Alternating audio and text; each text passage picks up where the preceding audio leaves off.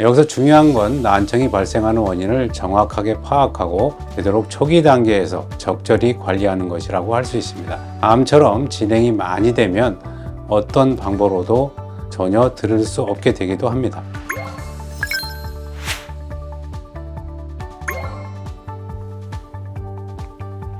안녕하세요. 연세난청센터 방희일 원장입니다.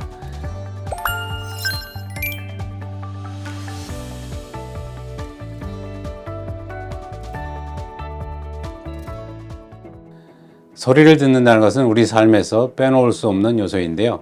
사람들과 대화를 나누고 음악을 들으며 즐거움을 느끼고 주변 환경의 소리를 통해 안전을 확인하기도 하죠.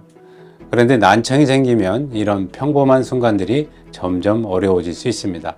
난청이 생기면 단순히 소리를 잘 듣지 못하는 문제로 끝나지 않는다는 점이 문제인데요. 대화가 힘들어지면서 관계에서 어려움을 느끼거나 사회적 활동이 줄어들어서 심리적으로 위축되기도 합니다. 오늘은 난청이 어떤 증상인지, 주요 원인은 무엇인지, 그리고 어떻게 관리할 수 있는지 차근차근 알려드리겠습니다.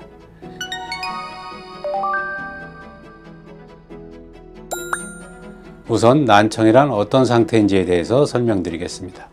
난청은 소리를 듣는데 필요한 청각기관이 제대로 작동하지 않는 상태를 말하는데요. 예를 들어서 속삭임이나 멀리서 나는 소리는 잘 안 들리지만 일상생활에서는 큰 문제가 없을 그런 정도의 난청을 경도난청이라고 하고요. 천둥, 번개 소리조차도 듣지 못하는 그런 난청을 가진 사람도 있습니다. 우리의 귀는 외이, 중이, 내이라는 세 부분으로 나눠져 있는데요. 소리는 귓바퀴를 통해 모아져서 외이도를 지나가지고 고막을 진동시키게 됩니다. 진동은 중이에 있는 세 개의 작은 뼈, 즉 이소골을 거쳐서 내이에 전달이 되고 내이의 달팽이관에서 신경신호로 변환되어서 뇌로 전달이 됩니다. 이 과정 중에 어느 하나라도 문제가 생기면 난청이 발생하게 됩니다. 난청은 단순히 소리를 잘못 듣는 걸로 끝나지 않습니다. 대화 과정에서 이해가 떨어지거나 대인관계에서 위축되는 등 일상생활 전반에 걸쳐서 영향을 미칠 수가 있어요. 그래서 난청이 단순히 소리가 잘 안 들린다라고 생각할 문제가 아니라는 점을 꼭 기억해 주시면 좋겠습니다.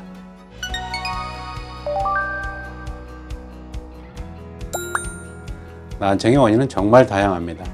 가장 흔한 원인 중 하나는 나이가 들면서 발생하는 노인성 난청인데요. 연령이 높아질수록 달팽이관의 세포가 점점 약해지면서 고주파 소리부터 잘 들리지 않을 수가 있습니다. 이게 비교적 천천히 진행되다 보니까 초기에는 본인이 난청이 있다는 걸 잘 알아차리기 어려운 경우가 많이 있습니다. 그래서 너무 늦게 치료하거나 보청기를 하게 되어서 시기를 놓치기도 합니다. 또 소음성 난청도 최근 들어서 많이 나타나고 있는 유형입니다. 예를 들어 이어폰 볼륨을 너무 크게 설정하거나 소음이 많은 환경에 자주 노출되면 달팽이관의 그 유모세포가 손상될 수 있기 때문인데요. 특히 공사 현장이나 클럽처럼 소음이 큰 장소에서 반복적으로 소음에 노출이 되면 청력 손실이 가속화될 수가 있습니다. 그 외에도 귀에 염증이 생긴다거나 유전적인 요인, 특정 약물의 부작용 같은 것도 난청이 원인이 될 수 있습니다. 여기서 중요한 건 난청이 발생하는 원인을 정확하게 파악하고 되도록 초기 단계에서 적절히 관리하는 것이라고 할 수 있습니다. 암처럼 진행이 많이 되면 어떤 방법으로도 전혀 들을 수 없게 되기도 합니다.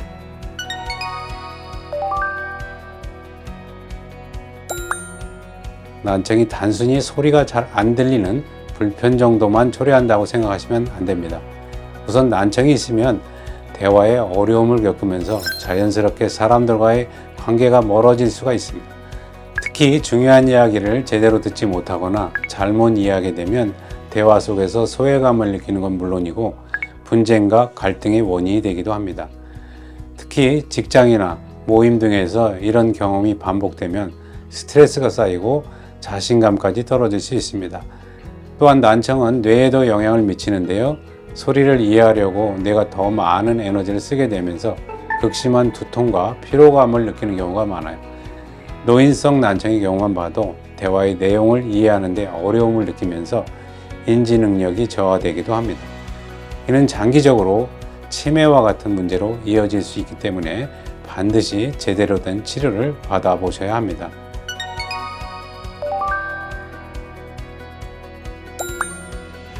다른 질환이 그렇듯 난청도 예방이 매우 중요합니다. 특히 큰 소음을 멀리하려는 습관이 필요합니다. 어느 정도가 소음인지를 파악하기가 어려울 텐데요. 예를 들어서 이어폰 볼륨을 조절할 때는 내가 이어폰을 뺀 상태에서도 음악이 들리는지 한번 확인해 보시면 그때 소리가 들린다면 볼륨이 너무 큰 상태일 가능성이 높습니다. 그리고 정기적인 청력 검사를 통해서 이상 유무를 확인하는 것을 적극 권장드립니다. 특히 소음이 많은 환경에서 일하거나 가족력이 있으시다면 더 자주 검사를 받으시는 게 좋겠습니다. 난청이 이미 진행된 경우라면 보청기를 사용해서 개선할 수가 있습니다. 하지만 보청기는 경우에 따라서 단순히 착용만 해서 끝나는 게 아니라 지속적인 조정과 훈련이 필요하기도 합니다. 청능 재활 과정을 통해서 소리를 구분하고 이해하는 능력을 점차 회복해 가는 것이 중요합니다.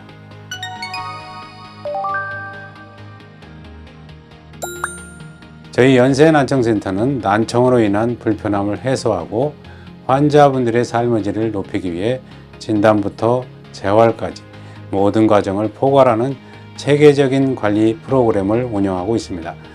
먼저 난청의 정도와 유형을 정확히 파악하기 위해 최첨단 청력 검사 장비를 사용하고 있는데요.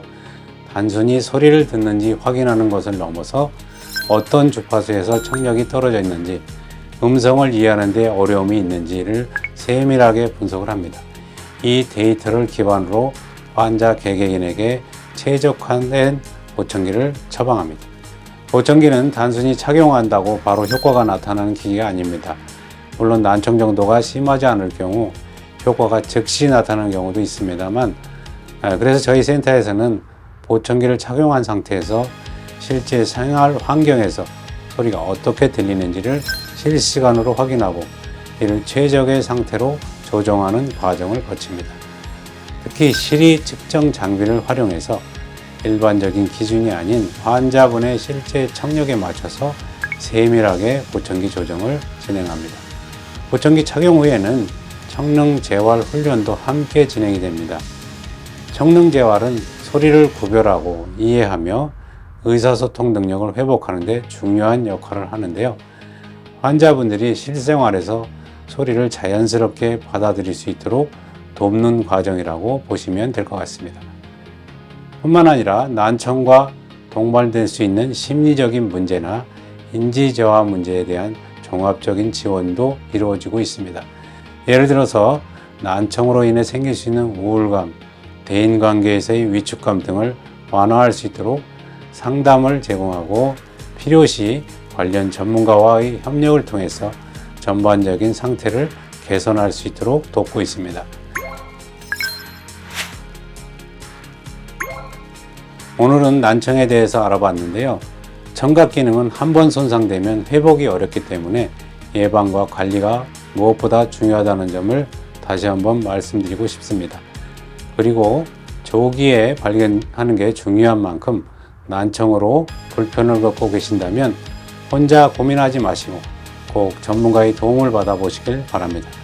더 궁금한 점이 있으시면 언제든지 저희 연세난청센터를 찾아주십시오.